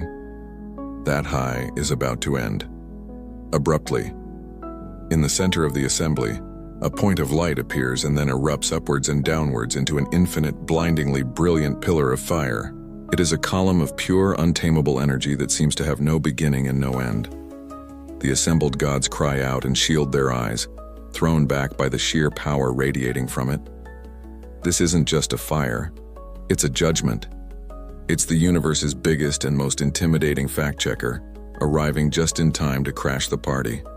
From the heart of the fiery pillar, a voice booms, a voice that is both Shiva's and something far older and more fundamental. This is a lie. The words are not an argument. They are a statement of absolute fact that incinerates the fiction Brahma has so carefully constructed. The pillar's light seems to function like a divine X-ray, passing through the deception and revealing the ugly truth beneath. You did not reach the source, creator, the voice thunders, addressing Brahma directly. You lost your way in the unmanifest void, and your pride would not allow you to admit failure. You found this lonely flower and coerced it into bearing false witness. You have attempted to win ownership of truth with a falsehood. Brahma freezes, his four faces draining of all color. The arrogance, the confidence, the triumphant glow, it all evaporates in an instant, replaced by pure, unadulterated terror. It is the cosmic equivalent of the feeling you get when you hear your full name being called from the other room, and you know, with absolute certainty, that you are in deep, deep trouble.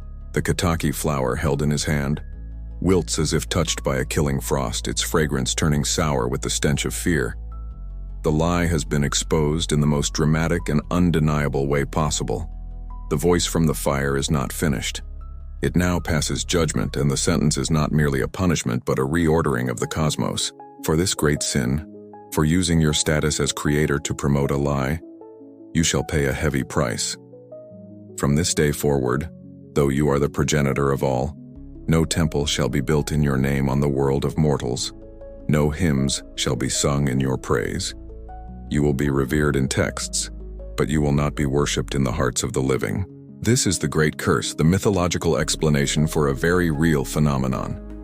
In modern India, a land of millions of temples, there are only a handful dedicated to Brahma. Sociologists and theologians continue to debate the function of divine punishment in religious narratives. Is it to enforce a moral code or to explain real-world imbalances? Here it is clearly both. It is a sentence for a moral crime that also explains a curious religious fact. Then, the fiery gaze turns to the wilting flower. And you, Kitaki, for your part in this deception, you who lent your beauty to a lie, will be cursed as well. Your fragrance will remain sweet, but you shall never again be accepted as an offering in my worship. The flower has just learned a very important cosmic lesson.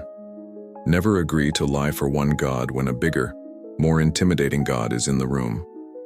The pillar of fire then recedes, collapsing back into itself, leaving Shiva standing in the center of the plaza, his trident in his hand, his third eye glowing with embers of fury.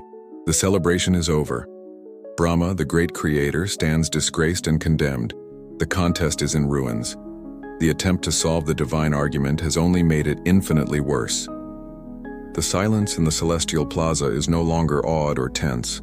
It is the dead, heavy silence of a scandal.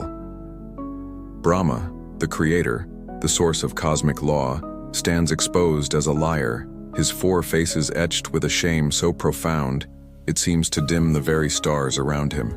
Shiva stands as a pillar of righteous fury, his judgment having restored a brutal kind of truth, but offering no solution.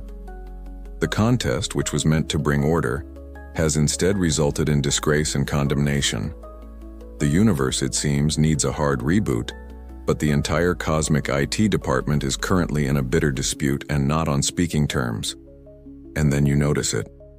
The consequences of this divine breakdown are not just social. The universe itself is beginning to glitch. A constellation to your left flickers, its ancient stars winking in and out of existence as if struggling to remember their proper coordinates. The gentle, steady flow of the Akash Ganga becomes sluggish and erratic, like a stream poisoned at its source. Prayers and offerings from the mortal realms, which normally ascend as fragrant smoke, are now dissipating into a kind of celestial static, unable to reach their destinations. The fundamental systems are failing. The universe is running a fever. This period of divine chaos mirrors historical moments of systemic collapse, like the Roman Empire's crisis of the 3rd century. For 50 years, the empire was racked by civil war, with generals constantly rising and falling. The internal decay of its leadership led to the near-total breakdown of the entire imperial system.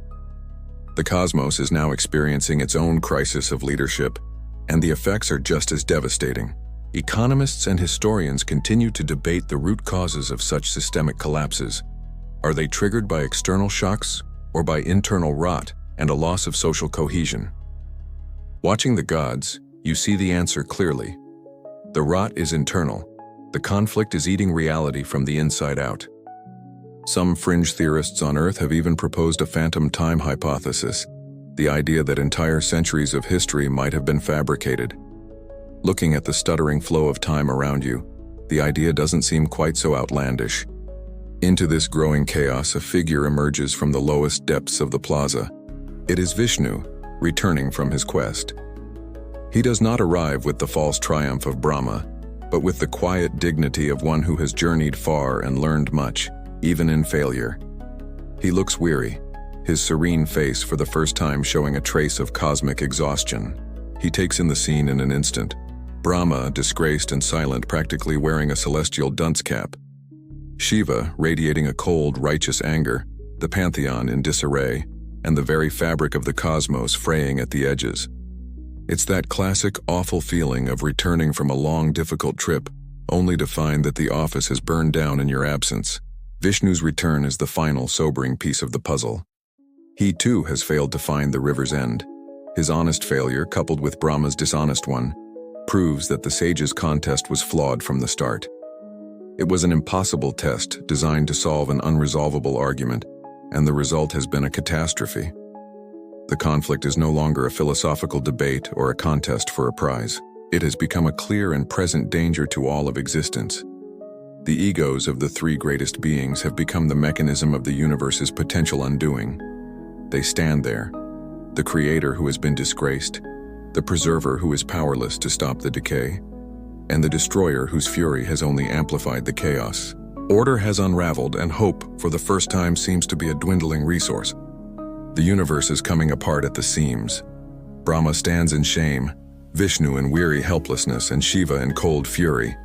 Their conflict has reached its disastrous, logical conclusion, a complete breakdown of the cosmic order they are supposed to embody.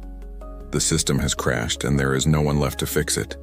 And then, into this hopeless, chaotic scene, a new presence emerges. It's not a force of judgment like a pillar of fire, nor a grand display of logic or life. It is a presence of such profound, unimpeachable calm that the chaos itself seems to pause, abashed. 3 figures of divine light resolve out of the ether, and you see that they are the great goddesses, the divine consorts of the Trimurti, the Tridevi. They have come to intervene. There is Saraswati, consort of Brahma, the goddess of knowledge, wisdom, and the arts.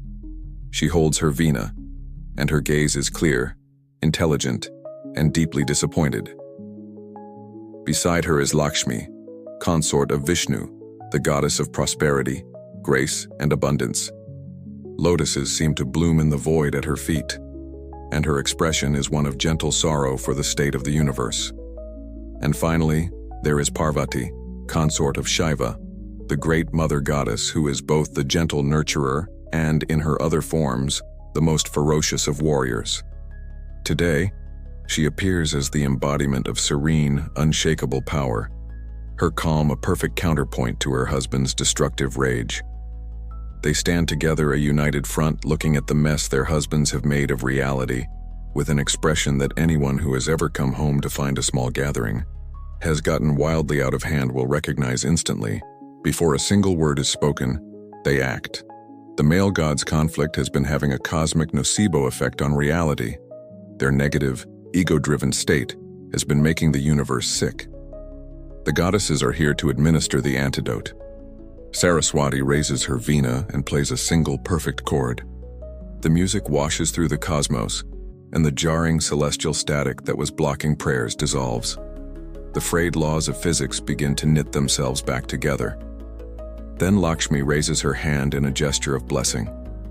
A shower of golden light rains down, and the flickering dying stars reignite, their light becoming steady and warm once more. The sense of decay and despair is replaced by a feeling of hope and abundance. Finally, Parvati simply places her hand on the surface of the ailing Akash Ganga. A wave of calming energy flows from her palm, and the river's sickly, erratic pulse steadies, its current once again becoming a gentle, life-affirming flow. They are the ultimate divine cleanup crew, the real manager showing up to fix a disaster created by the squabbling vice presidents. Their arrival feels like the reawakening of an ancient fundamental power.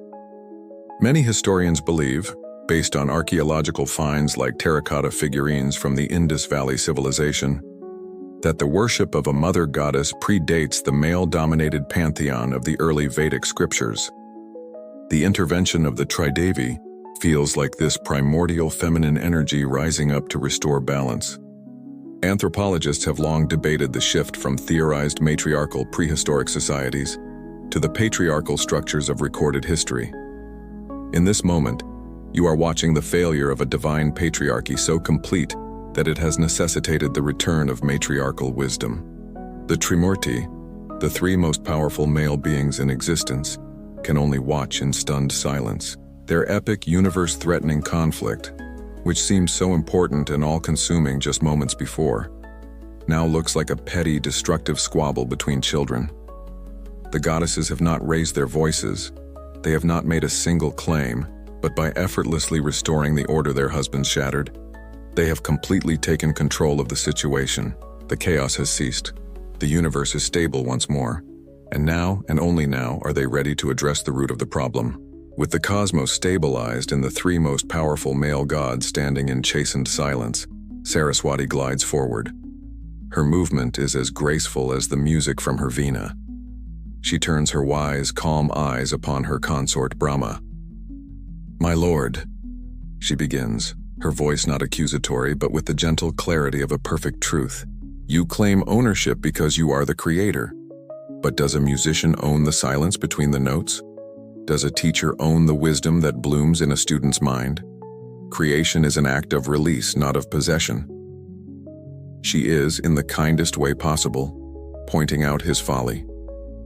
His attachment to his creation is a form of cosmic IKEA effect, the cognitive bias where you overvalue something simply because you put it together. Saraswati is gently explaining that his pride in his work has curdled into a misunderstanding of it. To claim ownership of the river, she concludes, is a failure of the very wisdom you are meant to embody. Next, Lakshmi, the goddess of abundance, turns to Vishnu. Her presence is so radiant that the shamed and weary gods seem to draw strength from it. "My love," she says, her voice like the gentle flow of honey. "Your sacred duty is to preserve the flow of life. But what is abundance if not a river that runs freely? What is prosperity if not a gift that is passed from one hand to another? To own this river would be to build a dam. You would stop its flow, hoard its bounty, and in doing so, you would destroy the very thing you seek to protect. Your duty is to ensure the river is for all, not to claim it for yourself." Her logic is simple and irrefutable. Preservation is the opposite of possession. Finally, Parvati, the great goddess, the primal Shakti or power from which all other power flows, addresses Shiva. Her gaze is immensely powerful, yet filled with a deep, abiding love. "My husband," she says, and her voice is the only one that can soothe his lingering fury. "You demonstrated your mastery over the river's untamed power, but why do you possess this power? Not for the sake of ownership, but for the sake of the universe. Your power is a sacred trust, a shield to protect the cosmos from forces it cannot bear. To use that power to claim the river for yourself is to turn that shield into a weapon of ego. True mastery is not in commanding, but in serving. The gods are essentially being schooled in the ancient Taoist principle of Wu Wei, or effortless action. They have been striving, fighting, and claiming, acting against the Tao. The goddesses are reminding them that true power lies in acting in harmony with it. It's the world's most divine and disappointing intervention. There's no shouting, no dramatic confrontation, just a series of calm, irrefutable truths that leave the Trimurti looking like they've been sent to their respective celestial bedrooms to think about what they've done. Environmental ethicists on Earth have long debated whether nature should be valued instrumentally, for its use to us, or intrinsically, for its own sake. The male gods have been making purely instrumental arguments. The goddesses have just made the case for the river's intrinsic value, its right to exist as a free and independent reality. They speak together now, their three voices weaving into a single, harmonious truth. You have been asking the wrong question. You have been fighting over who owns the river, as if it were a jewel or a kingdom. But the river is not a possession, it is a presence. It is the flow of time, the current of life, the stream of knowledge. To ask who owns it is as meaningless as asking who owns the sky. The fight is over, not because a winner has been chosen, but because the very premise of the competition has been dismantled. The three great gods finally see it. The arrogance, the ambition, the fury, it all washes away, leaving behind a clear, humbling understanding. The conflict is resolved. But a new final question hangs in the silent, peaceful void.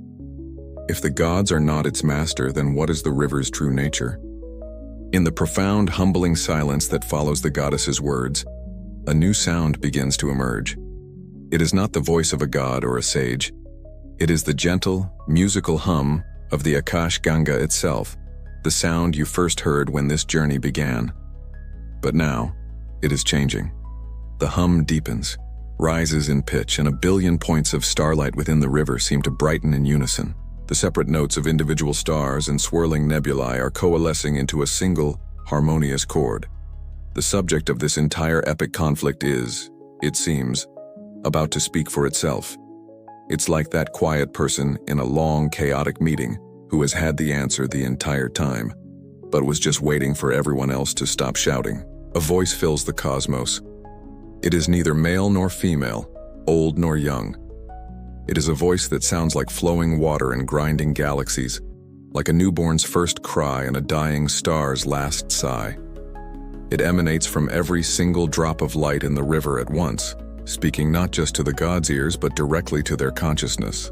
"You have argued over me," the voice says, its tone resonating not with anger or judgment, but with an infinite, ancient patience. It turns its attention to the humbled creator. "Brahma, It sings, "I am the thought you think. I am the blueprint you draw. But I am also the silent, unmanifest void from which you draw your first breath of creation. You are my beginning, but you are not my master." The voice then flows toward Vishnu. "Preserver," it murmurs. "I am the life you sustain. I am the blood in the veins of the cosmos. But I am also the deep, restful sleep that comes between cycles of life, the peace into which all beings dissolve. You are my journey, but you are not my master." Finally, the voice addresses the still powerful form of Shiva. "Great Lord," it rumbles, "I am the untamed power you command. I am the fire of change and the water of purification.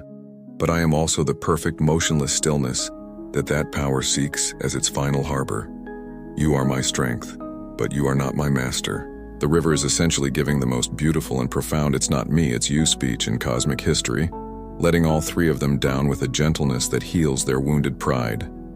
This is the ultimate expression of the Gaia hypothesis, the idea that a planet, or in this case a cosmic river, can be a single, self-regulating, conscious entity.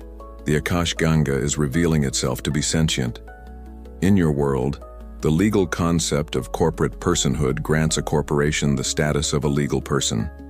The universe has just witnessed the ultimate extension of this idea, cosmic river personhood, as the river itself claims the right to define its own existence.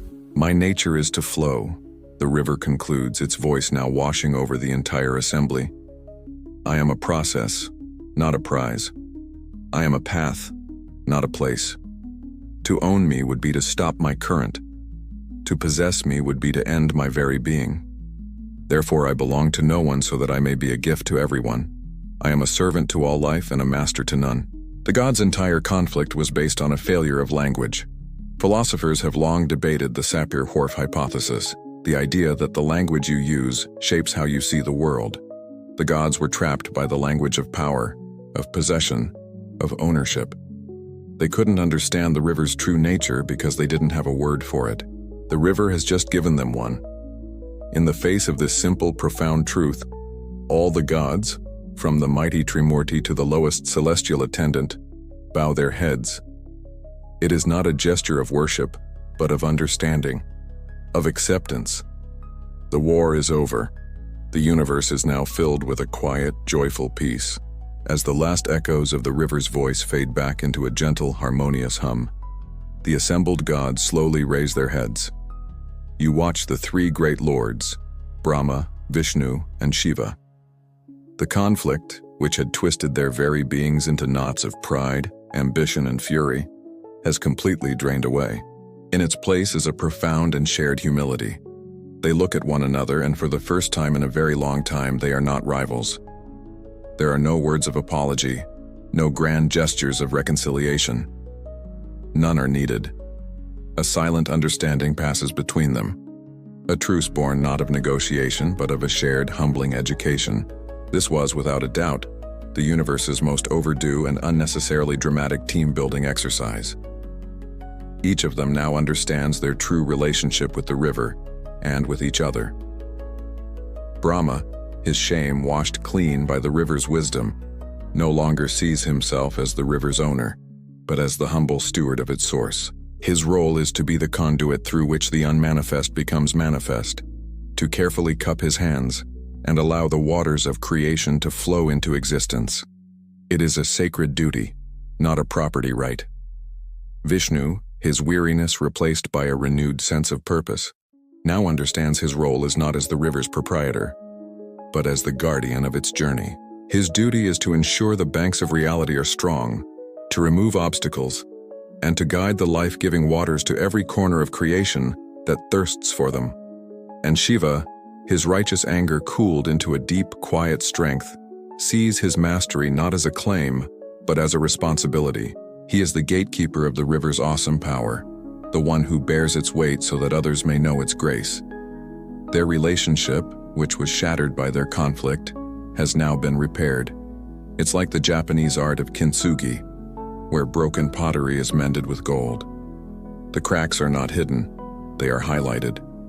The object is considered more beautiful for having been broken. The bond between the Trimurti is now stronger and more beautiful. the cracks of their conflict filled with the shimmering gold of this newfound wisdom. Their old dysfunctional power dynamic has been shattered. Organizational behavior experts continue to debate the most effective leadership models, contrasting hierarchical structures with collaborative networks. The gods have just been forced through a cosmic workshop and have come out the other side with a brand new collaborative management style. They might even have to start holding weekly status meetings, which is a truly terrifying thought. This new understanding is, in its own way, a divine Treaty of Westphalia. That 1648 treaty ended a devastating war on Earth by establishing a new order where states respected each other's sovereignty. Here, the gods have ended their cosmic war by finally respecting each other's sacred roles, understanding that their domains are separate but interconnected, designed to work in harmony, not in competition. As this new harmony settles between them, the entire universe breathes a collective sigh of relief. The glitching stops. The light of the stars becomes warm and confident. A deep and abiding peace, more stable than the one that existed before, settles over all of creation. The great family drama is finally over, and now everyone can just relax and enjoy the quiet. The argument is finished, the lesson has been learned, and the balance of the cosmos has been restored, stronger and wiser than before. The new harmony in the heavens is profound and deep. The gods, united in their newfound humility, decide that their reconciliation must be marked by a great, selfless act. Their conflict had caused tremors throughout creation, and the mortal world on Earth had felt the effects as a time of confusion and divine silence. Now, as a shared act of penance and a gift of grace, they decide to guide a stream of the Akash Ganga down to the thirsty world of mortals. This is their first successful group project, and it only took the near-total collapse of reality to get them to cooperate.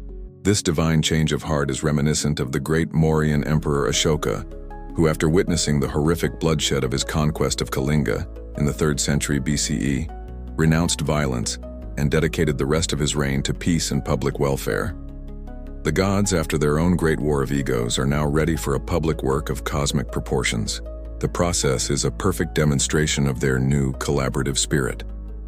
Brahma the Creator looks down upon the earth, and with his perfect knowledge of cosmic geometry, maps the ideal course for the river, a long winding path from the high peaks of the Himalayas across the vast fertile plains to the great eastern sea. Vishnu, the preserver, prepares the land, ensuring the river's descent will bring life, not destruction, its waters nourishing the soil and quenching the thirst of all living things. The earth itself seems to hold a kind of ecological memory of the recent chaos, and this gift of the river feels like a deep, healing balm for that trauma. But the river's descent from the heavens would still carry a force so immense it could shatter the planet. This is where Shiva performs his sacred duty. As the torrent of celestial water begins its fall, he steps beneath it, once again allowing the full cataclysmic force to land in his matted hair. He is the ultimate cosmic splashguard, absorbing the universe-shattering impact and gentling the flow, so that what finally touches the peaks of the Himalayas is not a cataclysm, but a beautiful, pristine, life-giving stream. The Akash Ganga has come to Earth. It now has a new name, the Ganga, or the Ganges. Historians of religion continue to debate the theory of euhemerism, the idea that great myths may be poetic retellings of real historical events. As you watch the divine river begin its earthly journey, you can't help but wonder if this epic tale is the embellished memory of a real, ancient cataclysm, a great flood followed by the return of a life-giving river that allowed civilization to be born anew. The sacred river begins to flow, unaware of the celestial drama that brought it here, ready to begin its long, quiet history with humanity. And so the story comes to a gentle close, its currents flowing from the heavens to the earth, and now, finally, easing into the quiet landscape of your own mind. The great conflict of the gods fades, their voices dissolving into the soft background hum of your room. The brilliant river of stars and the sun-drenched plains of India begin to soften at the edges, their vivid details blurring into the comfortable darkness behind your closed eyes. You can let the story go now. It has been told. Its lessons have been learned, and its purpose is fulfilled. All that remains is the feeling of peace, the the sense of a great cosmic balance having been restored, a harmony that now echoes within you, slowing your breath and calming your thoughts. You feel the gentle weight of your blanket, a quiet anchor in a calm sea of drowsiness, and the soft touch of the air on your skin. There are no more journeys to take, no more arguments to witness. There is only this moment, this quiet, this gentle, easy drift into a deep and restorative sleep. Let the last remnants of the tale wash over you like the softest of waves, carrying you gently away from the shore of wakefulness and out into the peaceful, silent ocean of your dreams. You are safe, you are calm, and you are ready now to simply let go.